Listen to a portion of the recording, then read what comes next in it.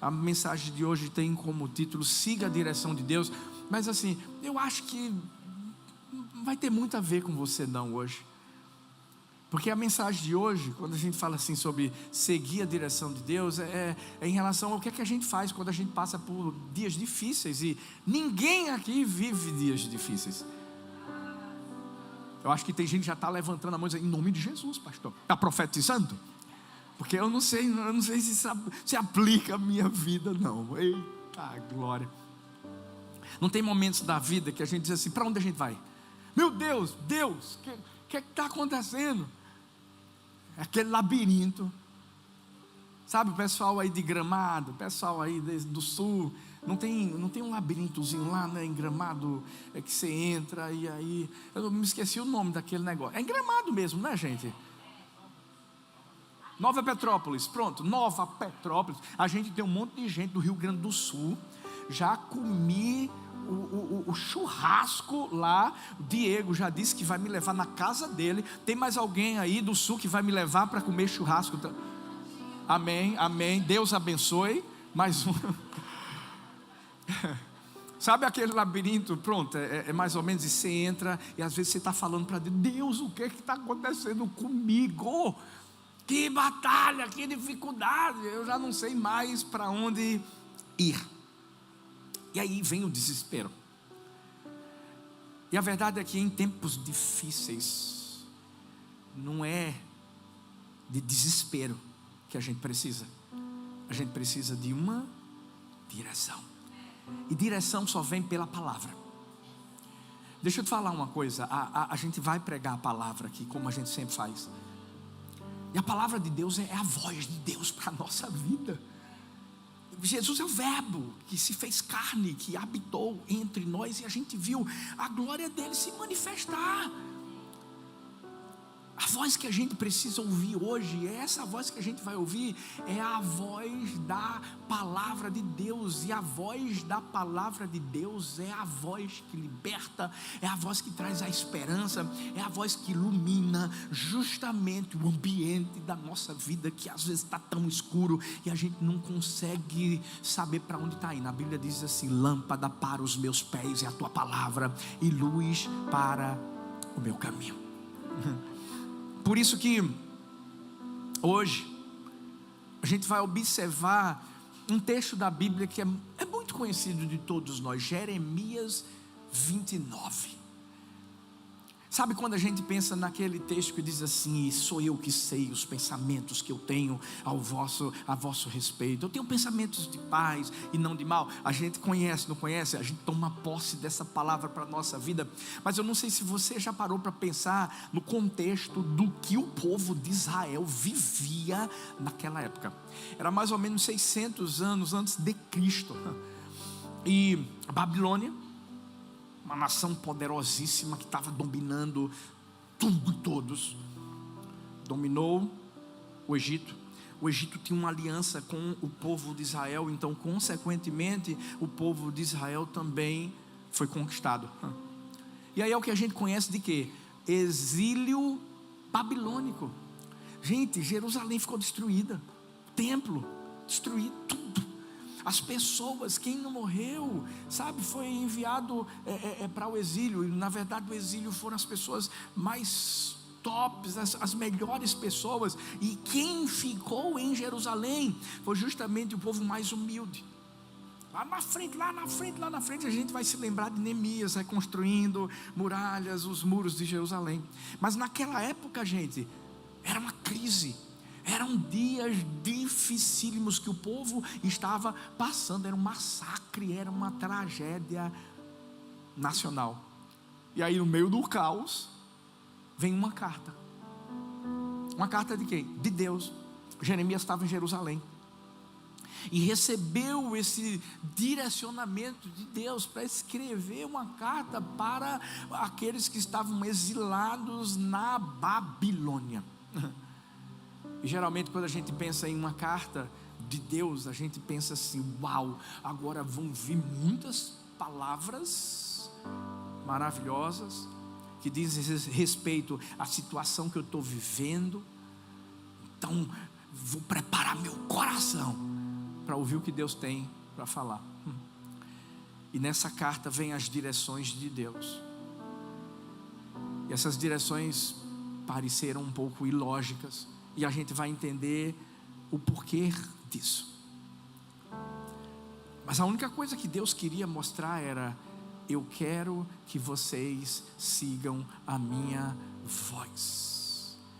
Porque ainda que a gente esteja na Babilônia, quando a gente ouve a voz de Deus, vai haver recomeço para a nossa vida nos lugares mais improváveis em que nós estivermos. Vamos descobrir quais as direções que Deus trouxe para o povo no meio da dificuldade que eles viveram. Primeira direção: em tempos difíceis, renove sua fé no Deus soberano. Fala bem forte comigo assim: Deus soberano. Vamos repetir: Deus soberano. Olha o que o texto vai falar, Jeremias 29.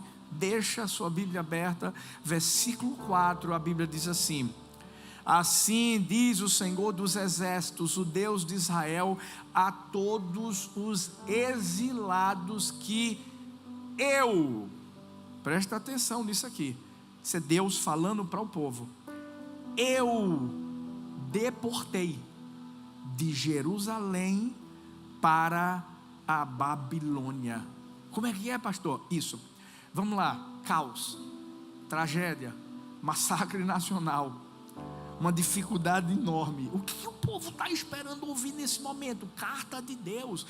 Olha, é o seguinte: vocês estão sendo perseguidos por Nabucodonosor, então se preparem, porque agora vou destruir o inimigo, não fiquem com medo, etc. Não.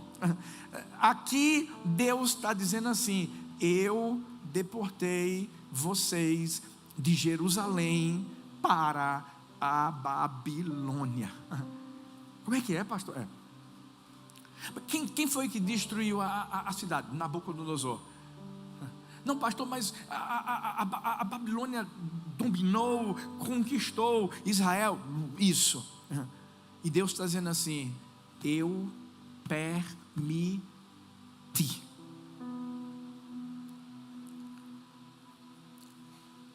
É aqui que a gente vai encontrar o Deus que está dizendo assim: está difícil, mas eu estou no controle. Está difícil, mas eu estou escrevendo a história. E eu sei que nesse momento é o momento que a gente não quer ouvir isso de Deus. Esse momento é o momento que a gente quer dizer, quer ouvir Ele falando o seguinte: é o seguinte, vou acabar com a situação, vou destruir seus inimigos, vou fazer você viver uma história diferente. E Deus pode falar isso, e vai falar isso lá na frente, mas primeiro Ele quer mostrar para mim e para você que Ele é soberano. Mesmo quando tudo está desmoronando, Ele continua no controle da nossa vida. Ele continua sustentando tudo. A gente está vivendo num mundo que está meio doido, tá ou não está, gente? Mas deixa eu trazer uma palavra de Deus para mim e para você. Escuta: Deus continua sustentando o mundo. Deus continua sendo o rei do universo. Deus continua controlando tudo e todos. Como é bom quando a gente entende que a primeira direção que Deus está dando para o povo, está dando para mim e para você, é a seguinte: suba o seu olhar. Suba. E Deus está dizendo assim: para de ficar olhando para Nabucodonosor. Para de ficar preocupado com a Babilônia, o lugar onde vocês estão. Não.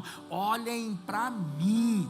Quando a Bíblia fala, e a gente conhece: eleva os meus olhos para os montes, de onde me virá o socorro? Meu socorro vem do Senhor, que fez os céus e a terra. Esse é o momento de a gente colocar em prática essa verdade. Nos dias difíceis, nos dias de dificuldade, quando as situações parecem realmente insolucionáveis, esse é o momento em que Deus está dizendo assim: eu estou com vocês. Gente, se Deus permite exílio, Deus também vai permitir um livramento lá na frente.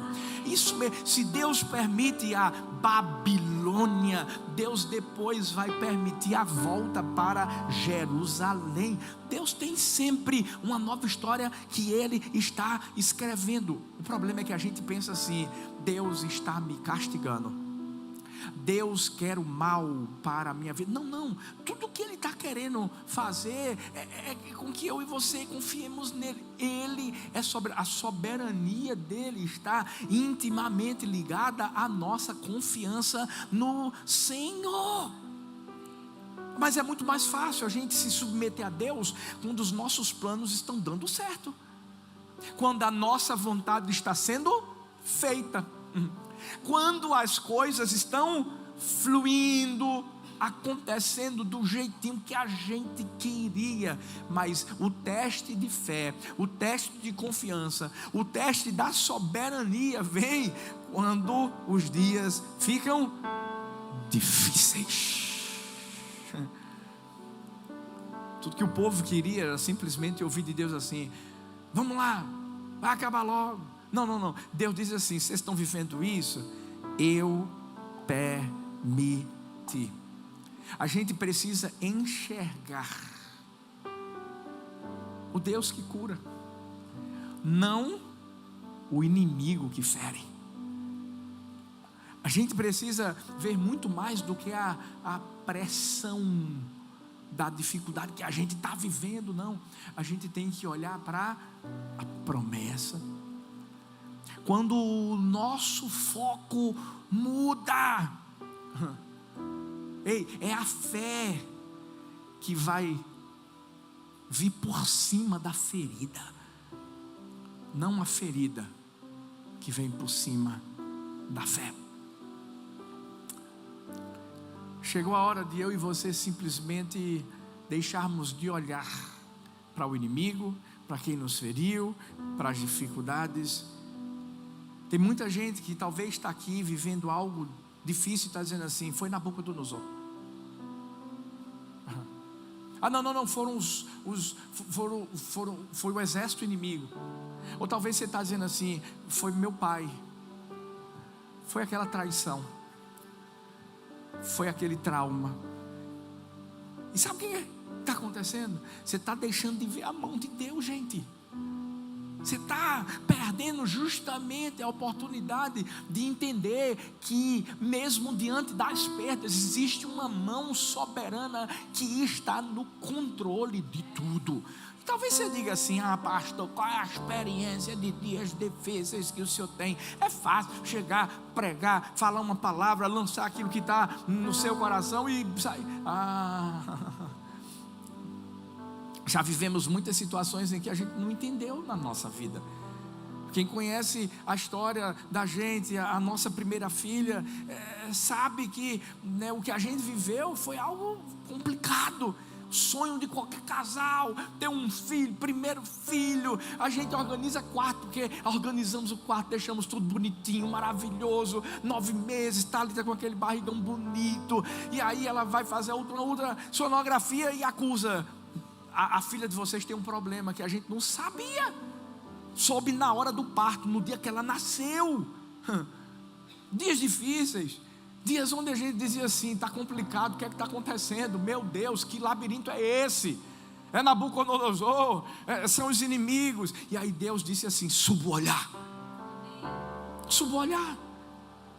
E durante 3 meses a gente teve que subir o olhar. E depois dos 3 meses a nossa filha morreu. Talvez você diga assim: vai ter um final feliz, né? Humanamente falando, parecia que o final era de tristeza, de tragédia, de massacre, como a do povo de Israel aqui. Mas a gente subiu o olhar. Mesmo quando nossa filha morreu, a gente continuou entendendo que tinha um Deus soberano que ia fazer alguma coisa boa diante daquilo que a gente estava vivendo. E é isso. Cadê a coisa boa, pastor? Cadê a coisa boa? Você quer ver a coisa boa? Olha para o lado, olha para trás, olha para as pessoas que estão aqui. Olha para as pessoas que estão agora online aqui, as outras que estão em vários lugares do Brasil, as outras que estão em outros lugares do mundo. E sabe por que essas pessoas estão agora com a gente? Porque ouviram falar de um Deus soberano. Depois do testemunho de Talita, eu sei que tem muita gente que chega aqui, e aí eu pergunto: como é que você chegou aqui? Eu sigo sua esposa. E a maioria fala isso. E o engraçado é que diz assim: eu amo tanto ela. Eu disse: eu também. Estamos juntos. Mas sabe o que foi? A semente que foi plantada, nossa primeira filha. O testemunho, a soberania, o olhar para cima. Para de ficar pegando as feridas do passado e agarrando elas e achando que Deus deixou isso acontecer comigo e agora. Imagina se eu e ela não tivéssemos seguido em frente, gente. Sabe o que ia acontecer? A gente não estaria vivendo nada que a gente está vivendo hoje. A gente não está vivendo para a gente está vivendo para Ele. O alvo, vidas. Essa é a nossa oração. Essa é a nossa oração. E a mesma coisa com você. Tem muita gente que está se transformando cético, deixa de crer por conta dos dias difíceis que enfrenta.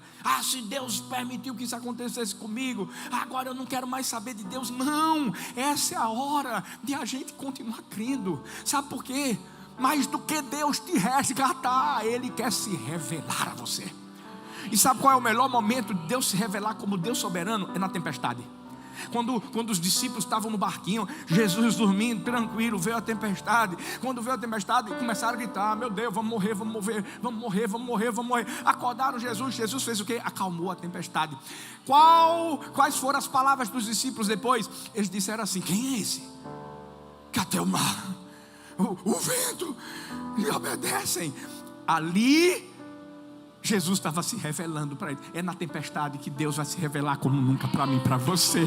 Como um pai que cuida do filho, como um pai que quer o melhor. É isso mesmo. Como Deus que guarda, que protege, que permite sim algumas coisas da nossa vida, mas vai ter um propósito que a gente vai viver lá na frente. Para de ficar desconfiado, para de murmurar, para de reclamar. O que é que eu faço, pastor? Seja renovado na sua fé. Continua olhando para cima, continua olhando para o Senhor e sabendo, Deus está com a mão estendida sobre a sua vida. Em tempos difíceis, cumpra a sua rotina com excelência. Sacode essa pessoa que está perto de você e diz assim: não para não. Não, bora, sacode mesmo. Diga assim: não para não. Bora. Você sabe o que a Bíblia diz? Jeremias 29:5, é Deus, é a carta de Deus, dizendo assim para o povo: edificai casas, habitai nelas, plantai pomares, comei do seu fruto. A gente sabe o contexto daqui, gente. A gente sabe que o povo estava derrotado, a gente sabe que teve uma tragédia, tudo destruído. E aí Deus chega e faz assim: vamos gente, vamos lá, edifiquem casas, habitem nelas, plantem pomares, comam do fruto. Em outras palavras, em uma palavra, Deus estava dizendo assim: vivam. Por que você parou? Por que você parou diante das dificuldades da vida? Deus não está mandando você parar, não. Pastor, estou esperando o meu milagre. Não se espera milagre parado. Não se espera. Enquanto Jesus estava caminhando, cego Bartimeu estava gritando: Jesus, Jesus, filho de Davi, tem compaixão de mim. Que dia difícil ele estava vivendo. Mas ele entendeu que ele precisava continuar vivendo. E não se vive parando. Talvez você está dizendo: estou no exílio, pastor, estou no exílio. Você pode estar no exílio, mas você não está fora do propósito. José estava em um exílio, Egito. Gente, irmãos que simplesmente botaram ele para ir para o Egito como escravo. Pensaram até em matá-lo. Mas sabe o que Deus fez? Levantou ele, mas levantou ele, sabe por quê? Que ele entendeu, soberania de Deus, entendeu, tem que continuar vivendo. Então, ele está lá, na casa de Potifar, vou trabalhar.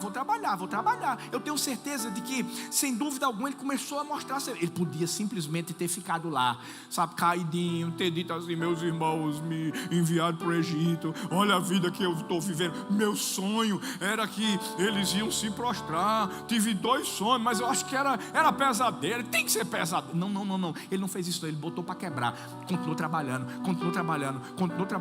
Agora, ele cumpriu rotina com excelência. Deixa eu te dizer uma coisa, a gente tem que aproveitar os dias de dificuldades para continuar semeando, mas não é semeando de qualquer forma, não, é com excelência. Você quer ver? A Bíblia fala que, por exemplo, Isaac semeou em um local que tinha crise, uma cidade que estava passando por dificuldade. Sabe quantas vezes ele colheu? 100 vezes mais. E sabe por quê? Porque ele não olhou as dificuldades, ele olhou a soberania e o Deus que dava a semente, porque Deus está colocando alguma coisa na sua mão. Agora, se você ficar parado, não vai ter fruto para ser colhido. Porque excelência, gente, não é sobre onde você está, não, é sobre quem você é. É sobre quem você é.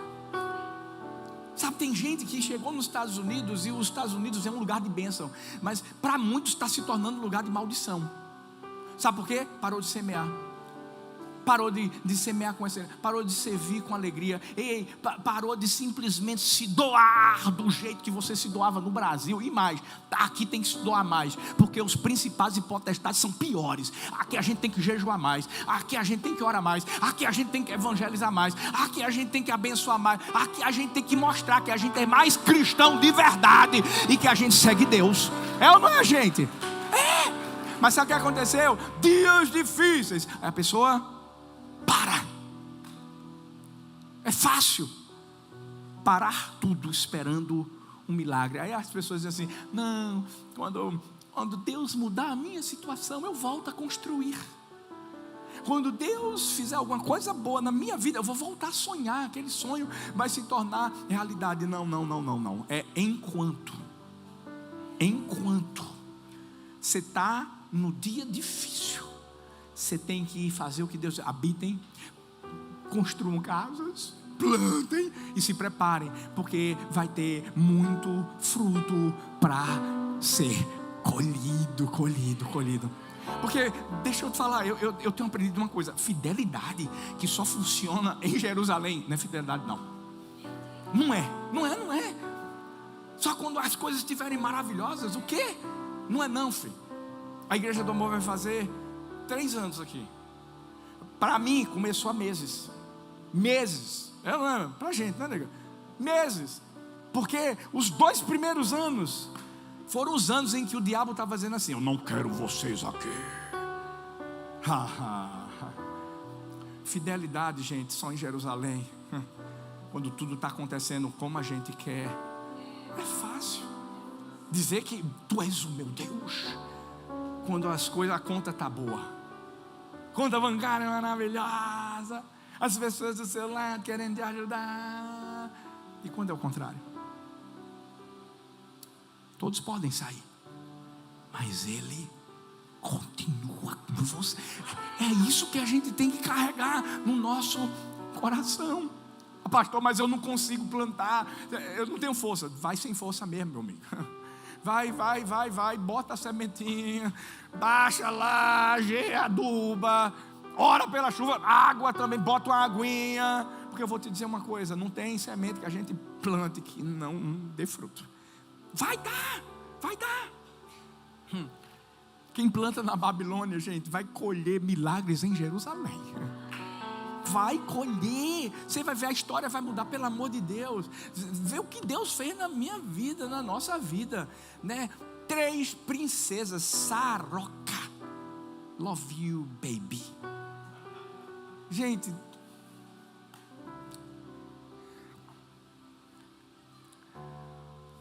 você tem uma alegria na vida de um pai, e eu sei que tem pais aqui.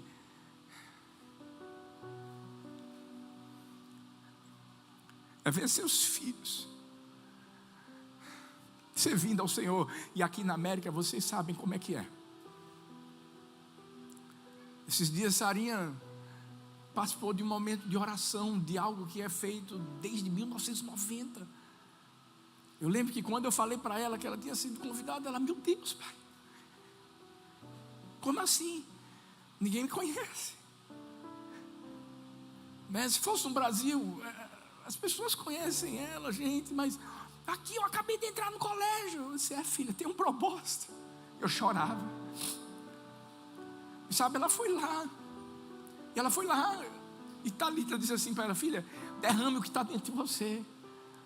Sabe, não precisa se prender a uma anotação, não.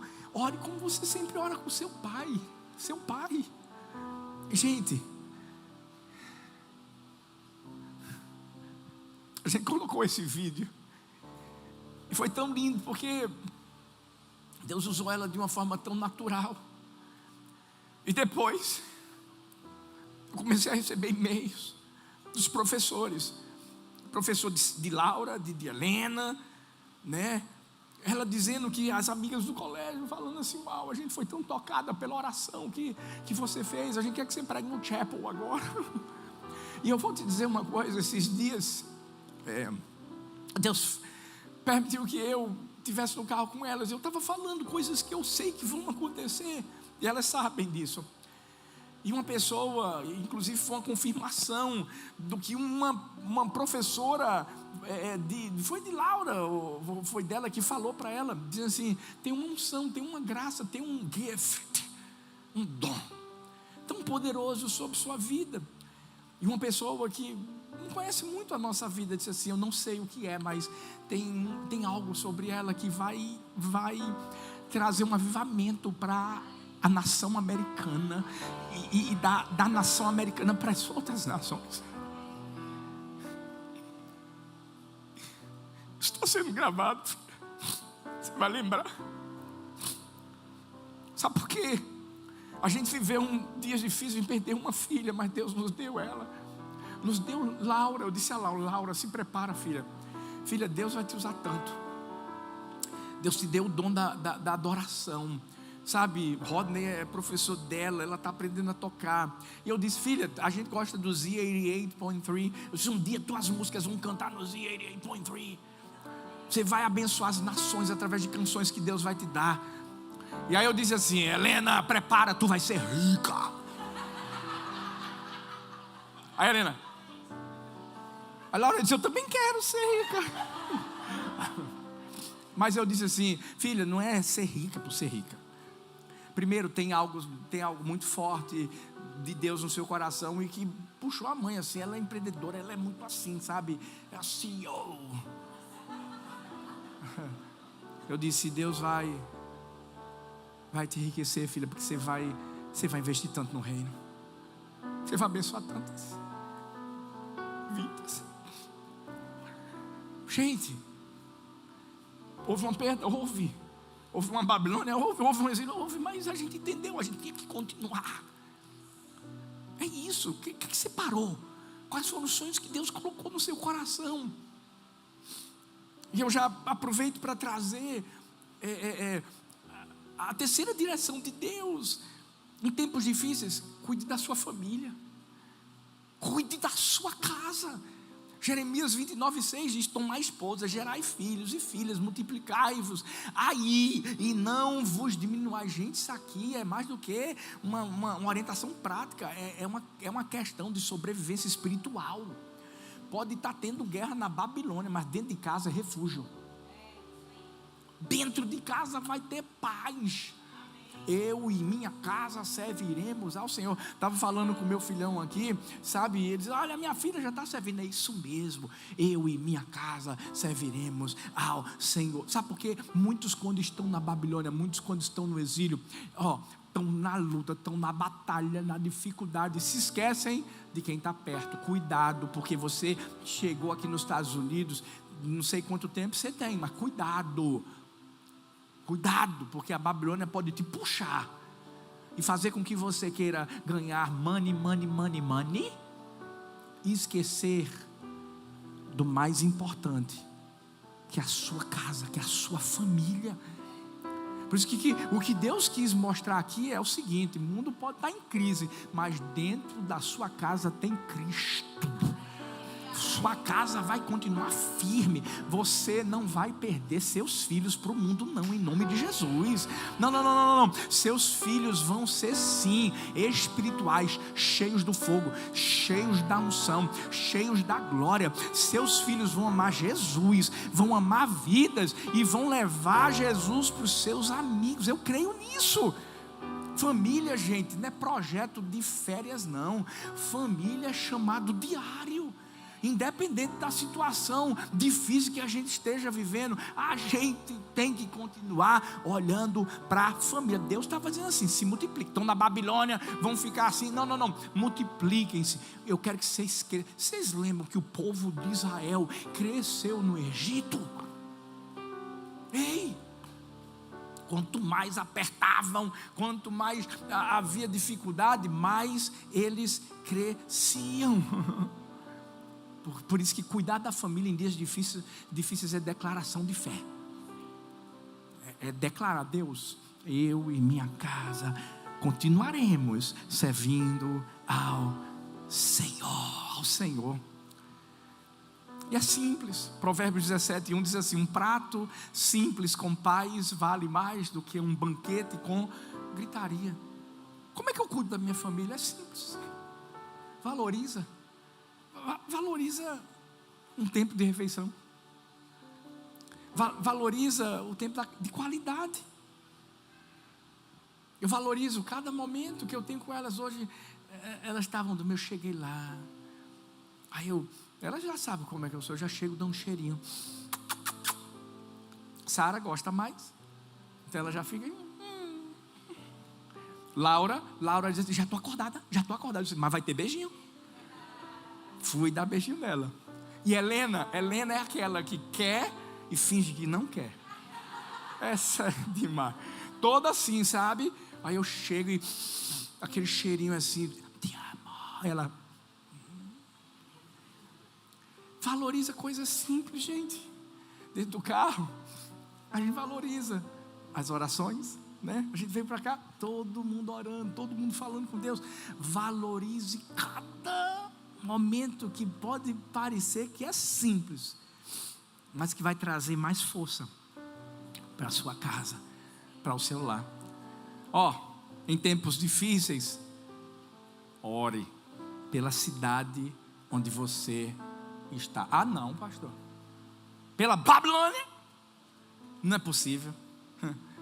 Jeremias 29:7 diz assim: buscai a paz da cidade para onde vos desterrei e orai por ela ao Senhor, porque na sua paz vós tereis paz. Eu sei que aqui Babilônia era o símbolo de uma opressão, de injustiça.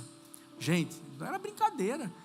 Tudo que eles estavam vivendo era por causa da Babilônia, por causa de Nabucodonosor. E Deus está dizendo assim: eu quero que vocês olhem. O problema é que tem gente que passa o dia xingando a cidade onde mora e de noite pede prosperidade. Quero prosperar, eu quero crescer aqui. Não. A gente precisa mudar a nossa forma de se expressar. Tem que abençoar, tem que declarar. Gente, eu sei, a gente está numa cidade dos Estados Unidos que é uma maravilha, que é uma bênção.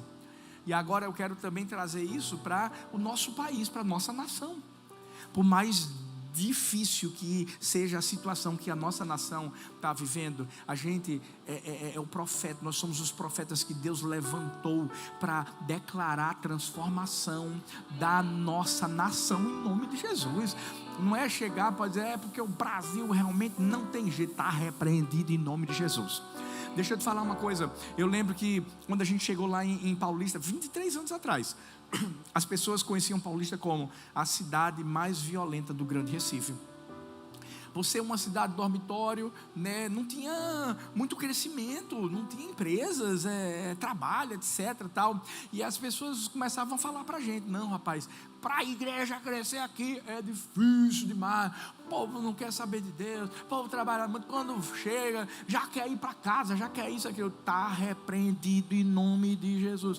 E a gente começou a declarar: Deus, o Senhor plantou a gente em Paulista, então se o Senhor plantou, traz paz para essa cidade, Pai, em nome de Jesus. Que essa cidade seja uma cidade segura. Eu quero pedir no nome de Jesus, Pai, faz essa cidade ser conhecida como cidade do amor. Traz crescimento, traz empresas, Pai.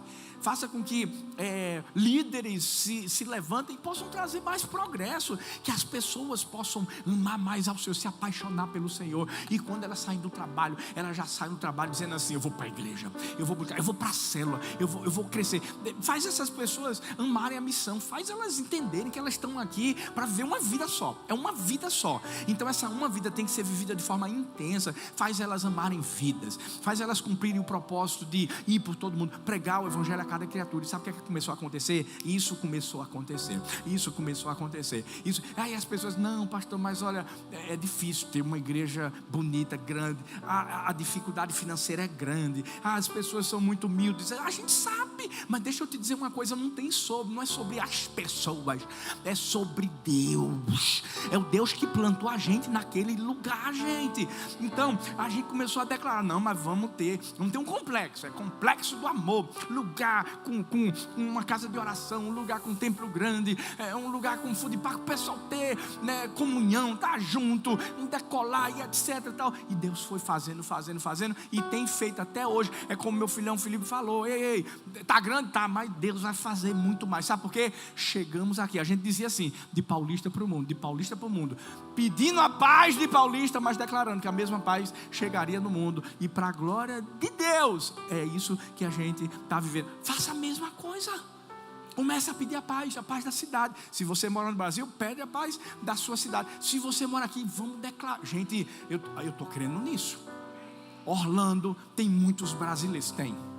E a gente vai alcançar esses brasileiros que estão frios, mornos, desigrejados, feridos, ou aqueles que ainda não se entregaram a Jesus. Mas não vai ficar pelos brasileiros, não. Eu já estou, em nome de Jesus. Deus está queimando aqui no meu coração. Nós estamos na nação americana. You gotta learn how to speak English. I'll say it again. Alright? You gotta learn how to speak English. Because we are gonna preach for the American people. We're gonna bless them. I'm ready to preach in English. Are you ready to hear a message in English? Estou vendo que tem gente que não falou nada porque não entendeu.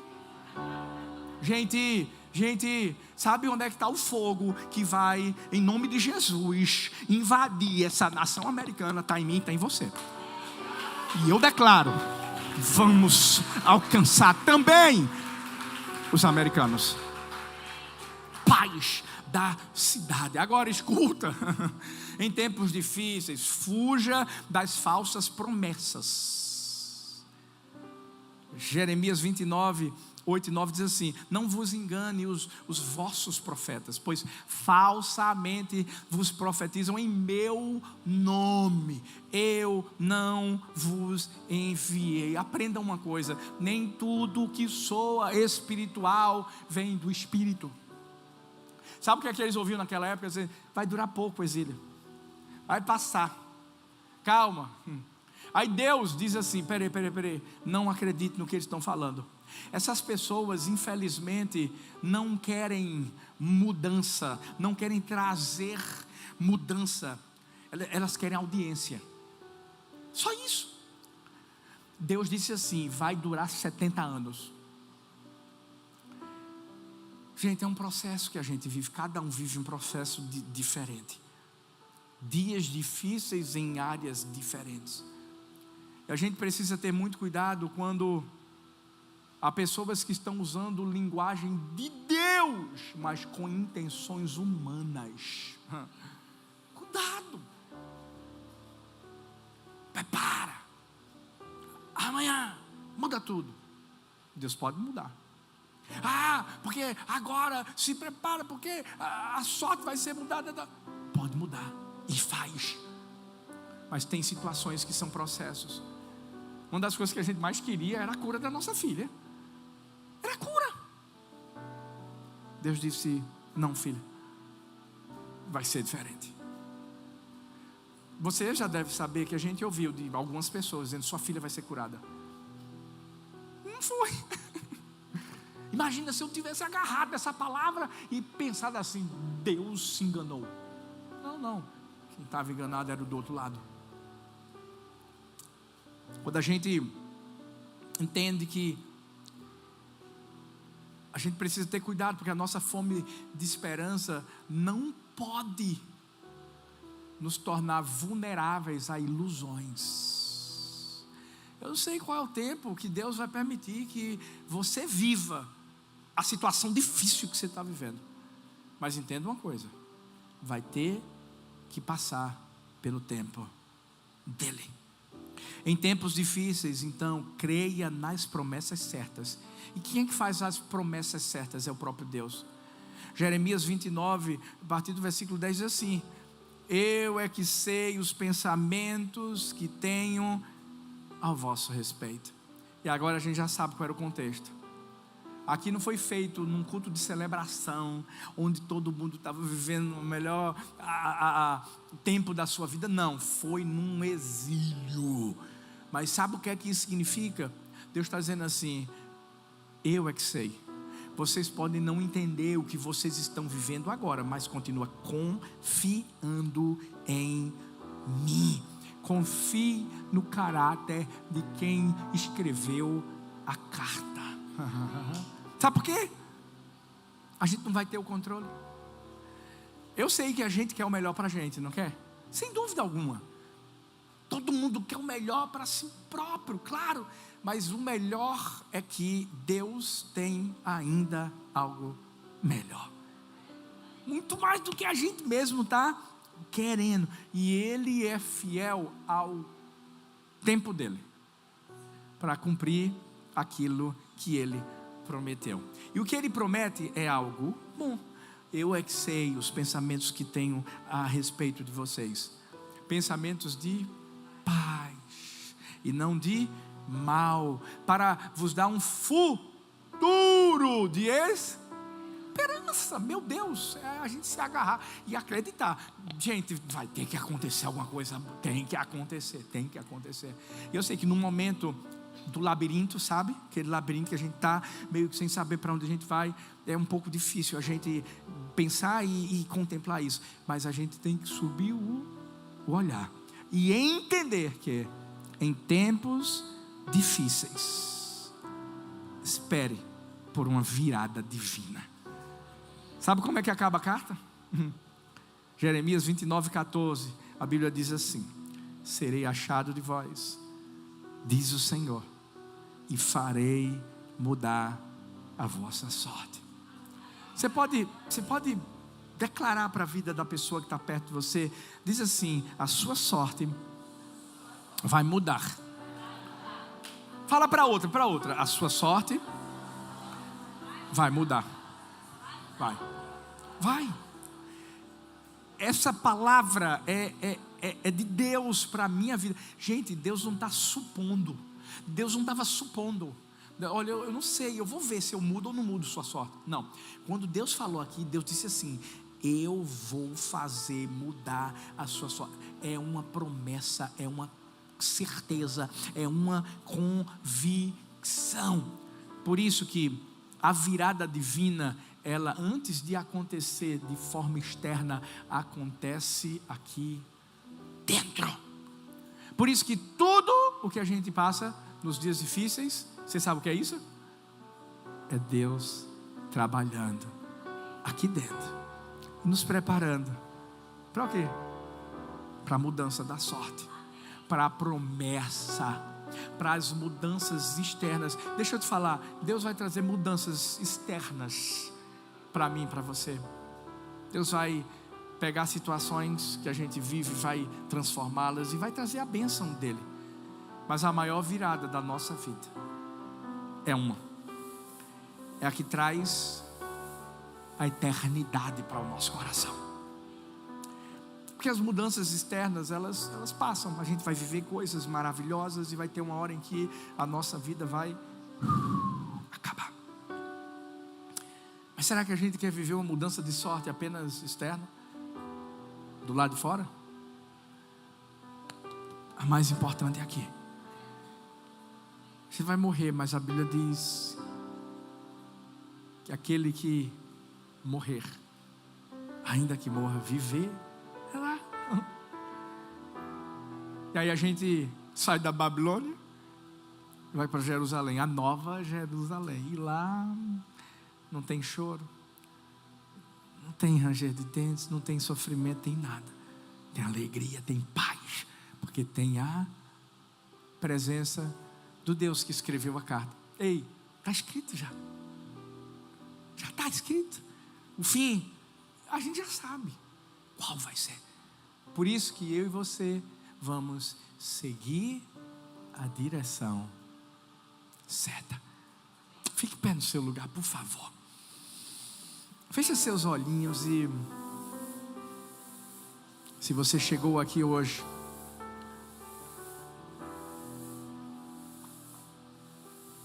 se sentindo naquele labirinto, faz uma coisa, fecha seus olhos. Eu sei que você ouviu a voz do Espírito Santo nessa manhã. Só faz uma coisa. O que foi que o Espírito de Deus falou para você? Na verdade, Ele já tem falado, não tem? O problema é que você até hoje não seguiu. Eu sei que às vezes você diz assim: mas é porque eu queria que fosse do meu jeito, pastor. Mas eu posso ser sincero com você, não vai ser do seu jeito, não vai ser no seu tempo. Mas para que a sua sorte seja mudada, você vai precisar mudar a direção em que você está indo. Você vai ter que começar a crer mais ainda na soberania de Deus. Se você está parado, chegou a hora de caminhar. Sai do lugar da paralisia. Olha para sua casa. Se você se esqueceu desse patrimônio lindo que Deus te deu, olha para a tua casa. Deus está dizendo para você: vai levar um tempo, não fica ouvindo falsos profetas. Vai para a minha palavra que vai iluminar seu caminho, os seus passos. Eu tenho uma promessa para você. Eu tenho o melhor para você. Mas eu primeiro tenho que preparar você por dentro, para depois te dar a vitória do lado de fora. Paizão, para onde iremos lá? E se só tu tens as palavras de vida eterna? Não tem mais ninguém para seguir a não ser o Senhor, não ser a tua voz, a tua palavra. E hoje o Senhor conhece o coração de todos nós que estamos aqui, daqueles que estão nos acompanhando online. E a gente não quer errar, a gente não quer seguir pessoas, a gente quer seguir o Senhor. E hoje eu sei que o Senhor falou, Pai. Talvez tem pessoas que estão tão frias aqui desde que chegaram nos Estados Unidos e pararam. Deus, aviva, renova hoje, renova. Essa é a palavra certa, renova, Deus. Bota a tua carta na frente deles hoje, Pai, e mostra a eles que o Senhor é com eles, que o Senhor vai cuidar deles, que o Senhor os ama e que no tempo certo há uma sorte que vai ser transformada. E o Senhor vai mostrar que o Senhor é com eles, que o Senhor é por eles, em nome de Jesus. Amém, amém e amém. Você pode celebrar o nome do Senhor Jesus nessa manhã. Nós te amamos, Senhor. Oh Deus, nós te amamos, Senhor.